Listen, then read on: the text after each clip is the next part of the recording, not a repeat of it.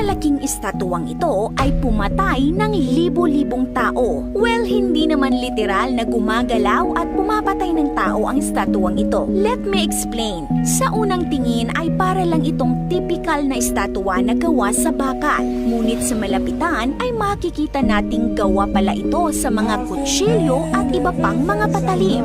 Mahigit 100,000 na kutsilyo ang ikinabit sa estatuang ito, kaya tinawag nila itong The Knife Angel. At alam nyo ba, ang Knife Angel ay hindi lang basta gawa sa mga kutsilyo. Dahil sa likod ng bawat isang kutsilyong ikinabit ay may nakakalungkot at nakakapanindig balahibong kwento. Dahil ang mga patalim na ito ay dati nang nagamit sa iba't ibang krimen. Ito ay mga actual na sandata na ginamit upang manakit at pumatay ng libo-libong biktima sa United Kingdom.